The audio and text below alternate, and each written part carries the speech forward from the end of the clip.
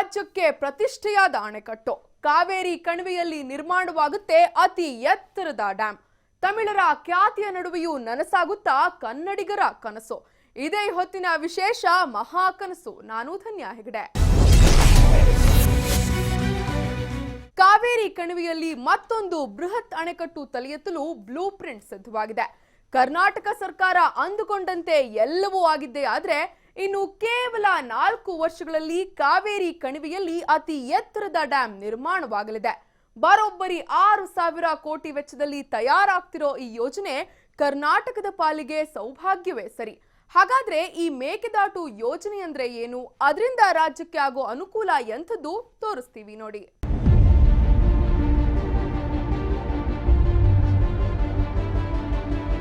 ಇದೇ ನೋಡಿ, 2 ಬೃಹತ್ ಗುಡ್ಡಗಳ ಮಧ್ಯೆ ಎದ್ದು ನಿಲ್ಲಲಿದೆ ಅಣೆಕಟ್ಟು.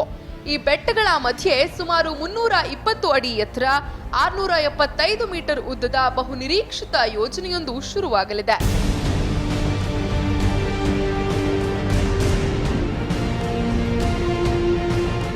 ರಾಜ್ಯದ ಅಣೆಕಟ್ಟುಗಳ ಸಾಲಿಗೆ ಮತ್ತೊಂದು ಸೇರ್ಪಡೆ ಈ ಡ್ಯಾಂ ಅಂತ ಭಾವಿಸಬೇಕಿಲ್ಲ. ಯಾಕಂದ್ರೆ ಎಲ್ಲಾ ಡ್ಯಾಂಗಳಿಗಿಂತ ಇದು ಡಿಫರೆಂಟ್. ಇಲ್ಲಿ ನಿರ್ಮಾಣವಾಗೋ ಡ್ಯಾಂ ಉದ್ದೇಶ ವಿವಿಧೋದ್ದೇಶ ಹೊಂದಿಲ್ಲ. ನಿರ್ದಿಷ್ಟ ವಿಚಾರಗಳಿಗಷ್ಟೇ ಸೀಮಿತವಾಗಿದೆ. ನೀರು ಸಂಗ್ರಹ ಮತ್ತು ವಿದ್ಯುತ್ ಉತ್ಪಾದನೆ ಈ ಯೋಜನೆಯ ಪರಮೋದ್ದೇಶ. ವೀಕ್ಷಕರೇ, ನಾವು ಈಗ ಮೇಕೆದಾಟಿನ ಕೇಂದ್ರ ಸ್ಥಾನದಲ್ಲಿವೆ. ಮೇಕೆದಾಟು ಏನಿದೆ, ಈ ಯೋಜನೆ ಕರ್ನಾಟಕ ಸರ್ಕಾರದ ಬಹು ಉದ್ದೇಶಿತ ಯೋಜನೆ.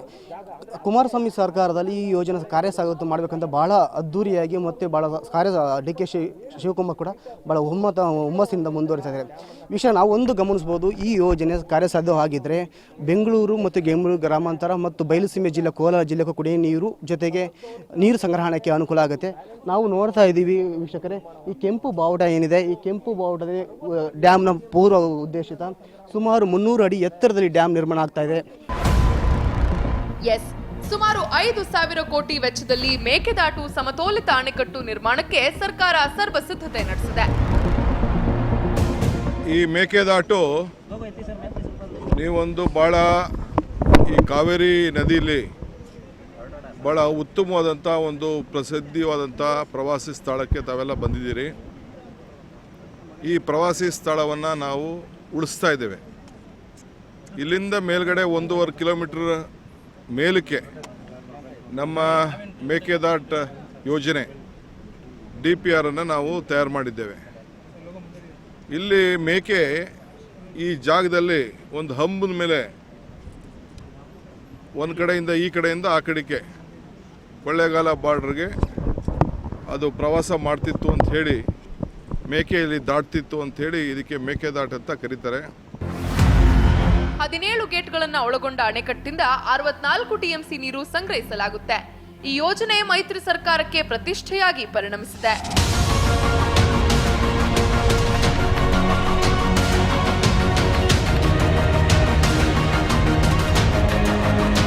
ಕತ್ತಲೆಯಿಂದ ಬೆಳಕಿನ ಕಡೆಗೆ ತಂದು ವಿದ್ಯುತ್ ಕ್ಷೇತ್ರದಲ್ಲಿ ಸ್ವಾವಲಂಬಿ ಸಾಧಿಸಬೇಕಿದೆ.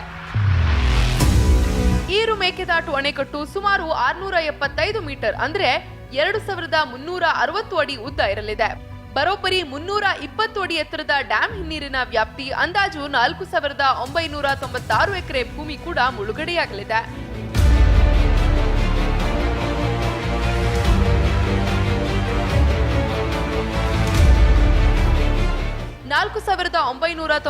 ಎಕರೆ ಭೂಮಿಲಿ ಕೇವಲ 280 ಎಕರೆ ಮಾತ್ರ ಖಾಸಗಿ ಭೂಮಿ.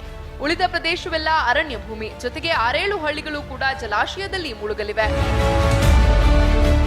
4,900 hectares, 4,900 hectares. In that 4,700 is forest, 280 is the revenue, including the private land. Which we are sitting. This is all revenue land. Where I'm sitting. No, they have asked for a DPR. We are submitting. Then the process will go on. In a systematic way, there is a procedure to it. Definitely we'll have to seek the permission of the MOF also in this regard. At any point of time, we will see that no environment hazard or no problem will be created on the environment issue. We love environment. We are protecting, we want to protect the wildlife. We want to protect the environment. I think you all have witnessed it. How safe our local farmers are, very friendly here. They never even send their cows or goats to the forest. That is how they have maintained this forest. ಅಸಲಿಗೆ 5,000 ಎಕರೆ ಮುಳುಗಿಸೋ ಈ ಉದ್ದೇಶಿತ ಯೋಜನೆಗೆ ಅಷ್ಟೇ ಪ್ರಮಾಣದ ಹಣವು ವ್ಯಯ ಮಾಡಬೇಕಿದೆ. ಅಂದ್ರೆ 6,000 ಕೋಟಿ ವೆಚ್ಚ ಅಂತ ಪ್ರಾಥಮಿಕವಾಗಿ ಅಂದಾಜಿಸಲಾಗಿದೆ. ರಾಜಸ್ಥಾನ ಬಿಟ್ರೆ ಕರ್ನಾಟಕದಲ್ಲೇ ಅತಿ ಕಡಿಮೆ ಮಳೆಯಾಗಲಿದ್ದು ಬರಗಾಲ ಆವರಿಸಿದೆ. ಇದರಿಂದ ನಿರೀಕ್ಷಿತ ಮಟ್ಟದಲ್ಲಿ ಕೃಷಿ ಚಟುವಟಿಕೆ ಕೂಡ ನಡೆಯುತ್ತಿಲ್ಲ. ಈ ಕಾರಣಕ್ಕೆ ಅಣೆಕಟ್ಟು ಅನಿವಾರ್ಯ ಅಂತ ಹೇಳಲಾಗ್ತಿದೆ.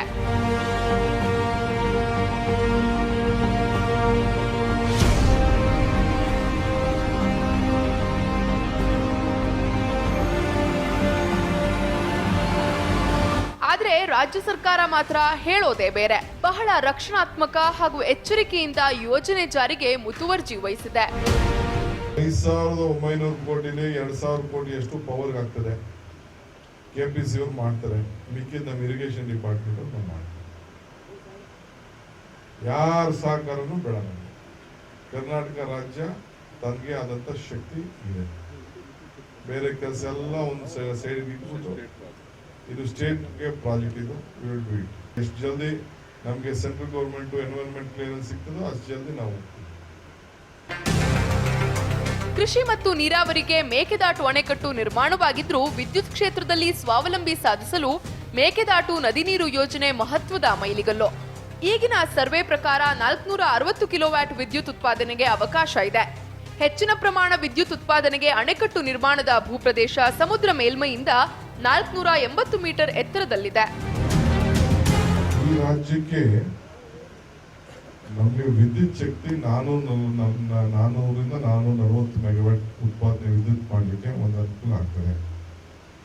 ಎರಡನೇದು ವೇಸ್ಟ್ ಆಗುವಂಥ ನೀರೇನಿದೆ, ಸಮುದ್ರಕ್ಕೆ ಹೋಗುವಂಥ ನೀರು 67 TMC ನೀರನ್ನು ನಾವಿಲ್ಲಿ ತಡೆ ಮಾಡಬಹುದು. ಮಿಕ್ಕಿದ ನಮಗೆ ಸುಪ್ರೀಂ ಕೋರ್ಟಲ್ಲಿ ಬೆಂಗಳೂರಿಗೆ 18 TMC ನೀರನ್ನು ನಾವು ಉಪಯೋಗಿಸ್ಕೊಳ್ಳಿಕ್ಕೆ ಈ ಜಡ್ಜ್ಮೆಂಟ್ ಅಲ್ಲಿ ನಮ್ಗೆ ಅವಕಾಶ ಓವರ್ ಆಲ್ ಮಾಡಿಕೊಟ್ಟಿದೆ. ಸೊ ಅದನ್ನು ನಾವು ಖಂಡಿತ ಅಡಿಷನಲ್ 4 TMC ಕೊಟ್ಟಿದ್ದಾರೆ. 4 TMC ಕುಡಿಯೋ ನೀರಿಗೆ ಬೆಂಗಳೂರು ನಗರಕ್ಕೆ ಅನುಕೂಲ ಆಗ್ತದೆ. ಬೆಂಗಳೂರು ಬೆಳೀತಾ ಇದೆ, ಒತ್ತಡ ಇದೆ. ಸೊ ಅದನ್ನು ನಾವು ಯಾವ ಪಾಯಿಂಟಲ್ಲಿ ಬೇಕಾದ್ರೂ ತೆಗೆದುಕೊಳ್ಬೋದು. ನಾವೇನು ಈ ಪಾಯಿಂಟಲ್ಲೇ ತೆಗೆದುಕೊಳ್ಬೇಕು ಅಂತಲ್ಲ. ಈಗಾಗಲೇ ನಾವು ಎಲ್ಲಿಂದ ನೀರು ತೆಗೆದುಕೊಂಡು ಹೋಗ್ತಾ ಇದ್ವಿ, ಅಲ್ಲಿಂದನೇ ನೀರು ಕೂಡ ನಾವು ತೆಗೆದುಕೊಂಡು ಹೋಗ್ಲಿಕ್ಕೆ ಒಂದು ಅವಕಾಶ ಇದೆ. ಮಿನಿಸ್ಟರ್ DK ಶ್ರೀ ಹೇಳೋ ಪ್ರಕಾರ ಅಂದಾಜು 100 ಮೀಟರ್ ಎತ್ತರದಿಂದ ಕಾವೇರಿ ನೀರು ಧುಮುಕುವ ಕಾರಣಕ್ಕೆ ವಿದ್ಯುತ್ ಉತ್ಪಾದನೆಗೆ ಅನುಕೂಲವಾಗಲಿದೆ. ಎತ್ತರದಿಂದ ಸ್ವಾಭಾವಿಕವಾಗಿ ನೀರು ಧುಮುಕಿಸಿ ವಿದ್ಯುತ್ ಉತ್ಪಾದನೆ ಕಾರ್ಯಸಾಧುವಾಗಲಿದೆ. ಮೇಲಿನ ಜಲಾಶಯದಲ್ಲಿ 64 TMC ನೀರನ್ನ ಸಂಗ್ರಹಿಸುವ ಮೂಲಕ ವಿದ್ಯುತ್ ಉತ್ಪಾದನೆಗೆ ನೆರವಾಗಲಿದೆ.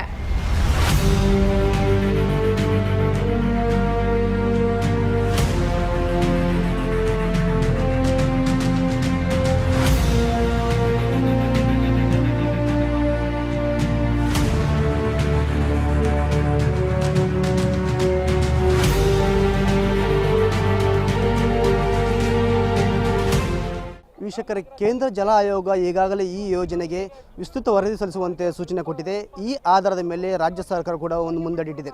ವೀಕ್ಷಕ, ನಾವು ಒಂದು ಗಮನಿಸ್ಬೋದು, ನೀವು ನೋಡ್ಬೋದು, ಆ ಬೆಟ್ಟ ಏನಿದೆ, ಆ ಬೆಟ್ಟದಿಂದ ಈ ಕೆಂಪು ಮಾರ್ಕು ಏನಿದೆ, ಈ ಕೆಂಪು ಗುರುತು, ಇದು ನೇರವಾಗಿ ಅಣೆಕಟ್ಟು ಬರುತ್ತೆ. ಸುಮಾರು 300 ಅಡಿ ಎತ್ತರದಲ್ಲಿ ಅಣೆಕಟ್ಟು ಬರುತ್ತೆ. ಅಂದಾಜು 3,000 ಕೋಟಿ ಅಂತ ಹೇಳಲಾಗ್ತಿದೆ. ಆದರೆ ಇನ್ನೊಂದು ಮೂಲ ಪ್ರಕಾರ ಇದು 6,000 ಕೋಟಿ ಆಗಬಹುದು. ಒಂದು ವೇಳೆ ಈ ಯೋಜನಾ ವೆಚ್ಚ ಜಾಸ್ತಿ ಆದರೂ ಕೂಡ ಸರ್ಕಾರ ಭರಿಸಲು ಸಿದ್ಧವಾಗಿದೆ. ವೀಕ್ಷಕ, ನಾವು ಇನ್ನೊಂದು ಗಮನಿಸ್ಬೋದು, ಇಲ್ಲಿ ಈ ಯೋಜನೆ ಕೇವಲ ಕುಡಿಯೋ ನೀರಿಗಷ್ಟೇ ಆಗ್ಬೋದು ಅಂತಲ್ಲ, ಅಥವಾ ವಿದ್ಯುತ್ ಉತ್ಪಾದನೆಗಂತಲ್ಲ. ಎಲ್ಲ ಯೋಜನೆ ಅಂದರೆ ಕುಡಿಯೋ ನೀರು ಮತ್ತು ನೀರು ಸಂಗ್ರಹಕ್ಕೂ ಬಳಸಲಾಗುತ್ತದೆ. ಒಂದು ವೇಳೆ ಈ ನೀರನ್ನು ಬೆಂಗಳೂರು ಕುಡಿಯೋ ನೀರಿಗೆ ಬಳಸಿದ್ರೂ ಕೂಡ ತಮಿಳುನಾಡು ಸರ್ಕಾರ ಅಡ್ಡಿ ಮಾಡಬಹುದು ಅಂತ ಹೇಳಲಾಗ್ತಾ ಇದೆ. ಸುಪ್ರೀಂ ಕೋರ್ಟ್ ಆದೇಶದಂತೆ ತಮಿಳುನಾಡಿಗೆ ಪ್ರತಿ ವರ್ಷ 177.25 TMC ನೀರು ಹರಿಸಬೇಕಿದೆ. ಪ್ರತಿ ತಿಂಗಳು ಕೂಡ ಇಂತಿಷ್ಟೇ ಪ್ರಮಾಣದಲ್ಲಿ ನೀರು ಹರಿಸಬೇಕೆಂದು ಸರ್ವೋಚ್ಚ ನ್ಯಾಯಾಲಯವೇ ಸ್ಪಷ್ಟಪಡಿಸಿದೆ. ಈ ಕಾರಣಕ್ಕೆ ಮಳೆಗಾಲದಲ್ಲಿ ಹೆಚ್ಚಿನ ಪ್ರಮಾಣದ ನೀರು ಹರಿದು ಸಮುದ್ರ ಸೇರಿ ವ್ಯರ್ಥವಾಗ್ತಾ ಇದೆ. ಇದರಿಂದಾಗಿ ಕಾವೇರಿ ಮತ್ತು ಕಬಿನಿ ಜಲಾಶಯದಿಂದ ನೀರನ್ನ ಹರಿಸಿ ಮೇಕೆದಾಟು ಡ್ಯಾಂನಲ್ಲಿ ಸಂಗ್ರಹಿಸಲಾಗುತ್ತೆ. ಪರಿಣಾಮ ಪ್ರತಿ ತಿಂಗಳು ತಮಿಳುನಾಡಿಗೆ ನಿರ್ದಿಷ್ಟ ಪ್ರಮಾಣದಲ್ಲಿ ಕಾವೇರಿ ಹರಿಸಲು ನೆರವಾಗಲಿದೆ. ಇದು ಬಿಟ್ಟರೆ ಇದು ತಮಿಳುನಾಡಿಗೆ ಸೀಮಿತವಾಗಿ ಉಪಯೋಗ ಆಗೋಂಥ ಒಂದು ವಿಶೇಷವಾದಂಥ ಅವ್ರಿಗೊಂದು ದೊಡ್ಡ ಭಾಗ್ಯದ ಒಂದು ಯೋಜನೆ. ನಾವು ಈ ಡ್ಯಾಮ್ ಕಟ್ಟೋದ್ರಿಂದ ನಾವೇನು ನಮಗೆ ಸುಪ್ರೀಂ ಕೋರ್ಟು ಜಡ್ಜ್ಮೆಂಟ್ ಬಂದಿದೆ ಅದೆಲ್ಲ ಕೂಡ ಅವ್ರಿಗೆ ಆ ಜಡ್ಜ್ಮೆಂಟನ್ನು ನಾವು ಪಾಲನೆ ಮಾಡಲಿಕ್ಕೆ ಒಂದು ಅವಕಾಶ ಸಿಗ್ತದೆ. ಸೊ 5,912 ಕೋಟಿ ರೂಪಾಯಿ ನಾವು ಇದನ್ನು ಯೋಜನೆಯನ್ನು ನಾವು ಹಿಂದೆ ನಾವು ಒಂದು ಪ್ರಿಲಿಮಿನರಿ ಪ್ರಾಜೆಕ್ಟ್ ರಿಪೋರ್ಟ್ನ ನಾವು ತಯಾರು ಮಾಡಿದ್ದೀವಿ. ಇಷ್ಟೇ ಅಲ್ಲ, ಈ ಯೋಜನೆ ಜಾರಿಯಾದರೆ ರಾಜ್ಯ ಸರ್ಕಾರಕ್ಕೆ ಇನ್ನೂ ಕೆಲವು ಅನುಕೂಲಗಳಿವೆ. ಮಳವಳ್ಳಿ ಮಂಡ್ಯ ಭಾಗದಲ್ಲಿ ಕಾವೇರಿ ನದಿಯಲ್ಲಿ ಮಾತ್ರ ಕಾಣಸಿಗೋ ಅಪರೂಪ ಜಾತಿಯ ಮೀನುಗಾರಿಕೆಗೆ ಉತ್ತೇಜನ ಸಿಗಲಿದೆ. ಸದ್ಯ ಬರಡು ಪ್ರದೇಶವಾದ ಕಾವೇರಿ ಕಣಿವೆಗಳು ಹಚ್ಚ ಹಸಿರಾಗಲಿದೆ. ವನ್ಯ ಪ್ರಾಣಿಗಳಿಗೆ ನೀರು ಮತ್ತು ಆಹಾರ ಉತ್ಪಾದನೆಗೂ ಅವಕಾಶ ಸಿಗಲಿದೆ. ಇದಕ್ಕಿಂತ ಮತ್ತೊಂದು ಅಂಶವೆಂದರೆ ಮೇಕೆದಾಟು ಅಣೆಕಟ್ಟು ತಲೆ ಎತ್ತಿದ್ದೇ ಆದರೆ ಮುಂದಿನ ದಿನಗಳಲ್ಲಿ ಬೆಂಗಳೂರು ಗ್ರಾಮಾಂತರ ಮತ್ತು ಕೋಲಾರ ಜಿಲ್ಲಾ ಜನರ ದಾಹವನ್ನ ತಣಿಸೋದಕ್ಕೂ ಅವಕಾಶವಾಗಲಿದೆ. ಜೊತೆಗೆ ಪ್ರವಾಸೋದ್ಯಮವಾಗಿ ಈ ಪ್ರದೇಶ ಗುರುತಿಸಿಕೊಳ್ಳಲಿದ್ದು ಸುತ್ತಲಿನ ಪ್ರದೇಶಗಳಲ್ಲಿ ಉದ್ಯೋಗ ಕೂಡ ಸೃಷ್ಟಿಯಾಗುವ ಸಾಧ್ಯತೆ ಹೆಚ್ಚಿದೆ.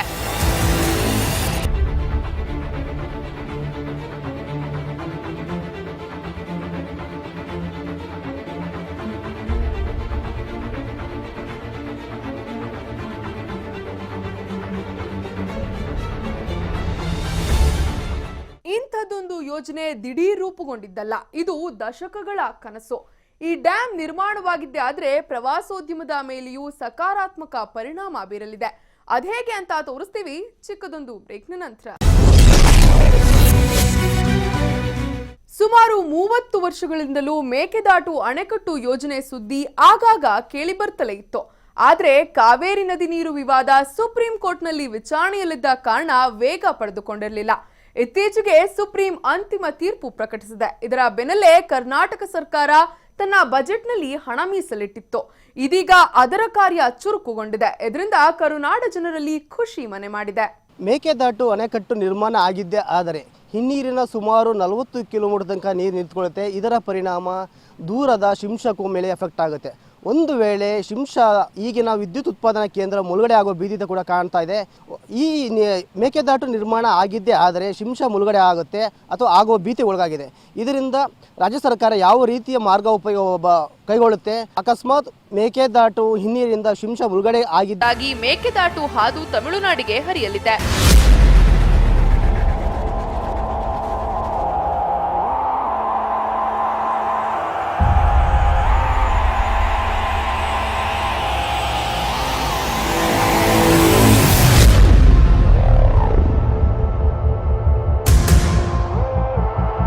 ಸಂಗಮದಿಂದ 2 ಕಿಲೋಮೀಟರ್ ದೂರ ಮತ್ತು ಟೂರಿಸ್ಟ್ ಪ್ಲೇಸ್ ಮೇಕೆದಾಟುಗಿಂತ 1.5 ಕಿಲೋಮೀಟರ್ ಹಿಂದೆ.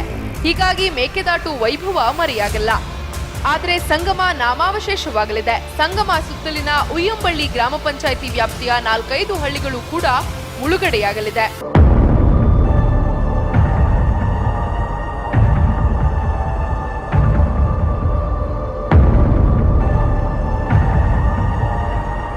ಮೇಕೆದಾಟು ಬಳಿ ಕಾವೇರಿ ನದಿಗೆ ಕಾಂಕ್ರೀಟ್ ಅಣೆಕಟ್ಟು ನಿರ್ಮಾಣದಿಂದ ತಮಿಳುನಾಡಿನ ಹೊಗನೇಕಲ್ ವರ್ಷಪೂರ್ತಿ ಪ್ರವಾಸಿಗರ ತಾಣವಾಗಿರಲಿದೆ. ಕೇವಲ ಮಳೆಗಾಲ ಮಾತ್ರವಲ್ಲ, ಬೇಸಿಗೆಯಲ್ಲೂ ಹೊಗನೇಕಲ್ ಫಾಲ್ಸ್ ನಳನಳಿಸಲಿದೆ.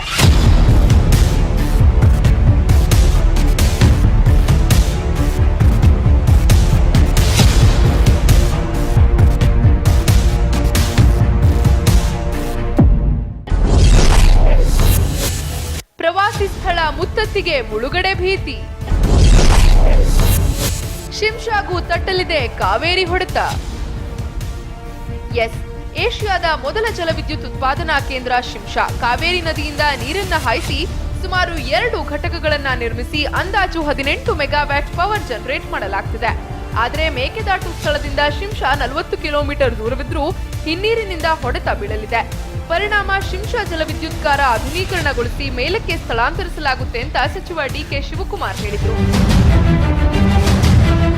ಆ ನೀರು ಇಲ್ಲಿ ಎಷ್ಟು ರಭಸವಾಗಿದೆ ಅನ್ನೋದಕ್ಕೆ ಈ ಬಾವಿಗಳು ಸಾಕ್ಷಿ. ಆದರೆ ಇದನ್ನು ನಮ್ಮ ಸರ್ಕಾರ ನಾವು ಉಳಿಸಲಿಕ್ಕೆ ಮೇಕೆದಾಟನ್ನು ಮುಳುಗಡೆ ಮಾಡೋದಿಲ್ಲ. ಮೇಕೆದಾಟಿನ 2 ಕಿಲೋಮೀಟರ್ ದೂರದಲ್ಲಿ ಈ ಡ್ಯಾಮ್ 1.5 ಕಿಲೋಮೀಟರ್ ದೂರದಲ್ಲಿ ಆ ಡ್ಯಾಮ್ ನಾವೆಲ್ಲಿ ನಿಮಗೆ ಕೆಂಪಾವುಟ ಹಾಕಿ ತೋರಿಸಿದ್ದೀವಿ ಆ ಜಾಗದಲ್ಲಿ ವಿದ್ಯುತ್ ಉತ್ಪಾದನೆ ಮತ್ತು ಅಣೆಕಟ್ಟು 2 ಕೂಡ ಅಲ್ಲ.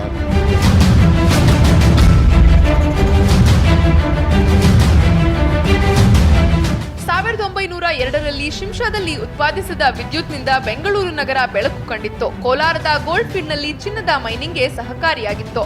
ಇದೀಗ ಮೇಕೆದಾಟು ಸಮತೋಲಿತ ಅಣೆಕಟ್ಟು ನಿರ್ಮಾಣದಿಂದ ಏನೋ ಎತ್ತವೋ ಅನ್ನೋ ಡೌಟ್ ಶುರುವಾಗಿದೆ. ಇದರ ಮಧ್ಯೆ ಮುತ್ತತ್ತಿ ಕತೆ ಏನೆಂಬುದು.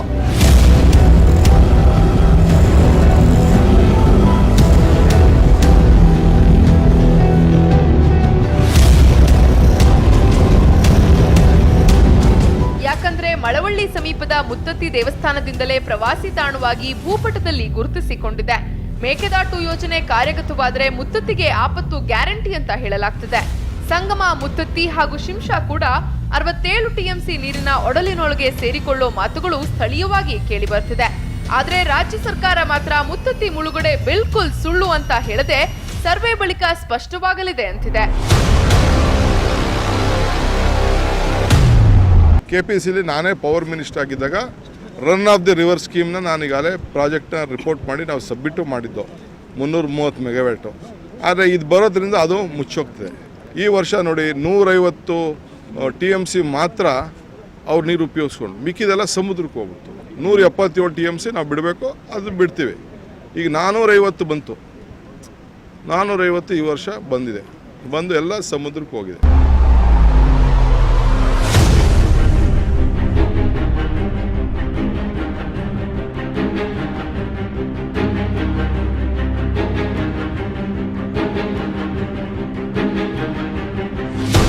ಅಂದಹಾಗೆ ಕೇಂದ್ರ ಜಲ ಆಯೋಗ ಕೂಡ ಮೇಕೆದಾಟು ಯೋಜನೆಯ ಡಿಪಿಆರ್ ಸಿದ್ಧಪಡಿಸುವಂತೆ ರಾಜ್ಯ ಸರ್ಕಾರಕ್ಕೆ ಸೂಚಿಸಿದೆ. ತಮಿಳುನಾಡು ಖ್ಯಾತಿಗೂ ಕಿವಿಗೊಡದೆ ಸಮಗ್ರ ವರದಿ ಸಿದ್ಧಪಡಿಸುವಂತೆ ಸೂಚಿಸಿರೋ ಕಾರಣಕ್ಕೆ ರಾಜ್ಯ ಸರ್ಕಾರ ಧೈರ್ಯವಾಗಿ ಮುಂದಡಿ ಇಟ್ಟಿರೋದು. ಜೊತೆಗೆ ತಮಿಳುನಾಡು ಸರ್ಕಾರಕ್ಕೆ ಚಿಂತೆ ಬೇಡ, ಈ ಯೋಜನೆಯ ಸಿಂಹಪಾಲು ಲಾಭ ನಿಮಗೆ ಅಂತ ಸಚಿವ ಡಿಕೆಶಿ ಪದೇ ಪದೇ ಉಚ್ಚರಿಸ್ತಾ ಇದ್ದಾರೆ.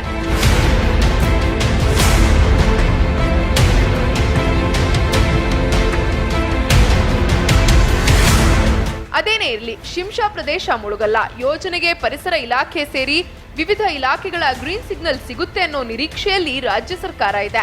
ಆದಷ್ಟು ಬೇಗ ಈ ಯೋಜನೆ ಪೂರ್ಣಗೊಂಡು ಕರ್ನಾಟಕ ಐತಿಹಾಸಿಕ ಸಾಧನೆಗೆ ಸಾಕ್ಷಿಯಾಗಲಿ ಅನ್ನೋದು ಎಲ್ಲರ ಕನಸಾಗಿದೆ.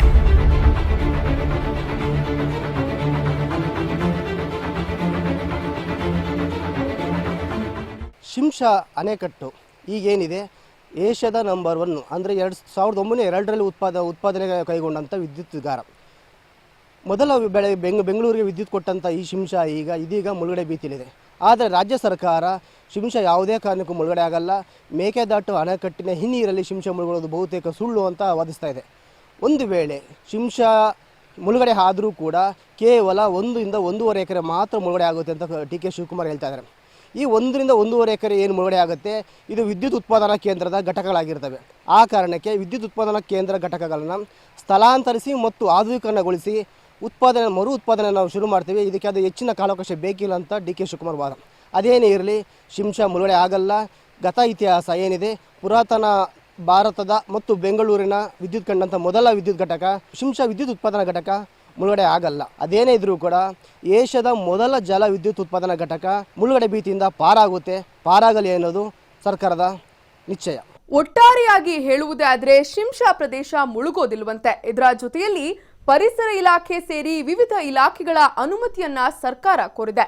ಒಂದು ವೇಳೆ ಅವುಗಳು ಗ್ರೀನ್ ಸಿಗ್ನಲ್ ಕೊಟ್ಟಿದ್ದೇ ಆದ್ರೆ ಆದಷ್ಟು ಬೇಗ ಈ ಯೋಜನೆ ಪೂರ್ಣಗೊಂಡು ಕರ್ನಾಟಕದ ಜನರ ಆಸೆ ಈಡೇರಲಿದೆ ಅಂತ ಹೇಳ್ತಾ ಈ ಕಾರ್ಯಕ್ರಮ ಮುಗಿಸ್ತಿದ್ದೇವೆ. ಇದೇ ಹೊತ್ತಿನ ವಿಶೇಷ. ನಂಬಿಕೆ ಹಾಗೂ ವಿಶ್ವಾಸರ ನ್ಯೂಸ್ಗಾಗಿ ನೋಡ್ತಾರೆ TV5, ಇದು ವಾಸ್ತವದ ಪ್ರತಿರೂಪ.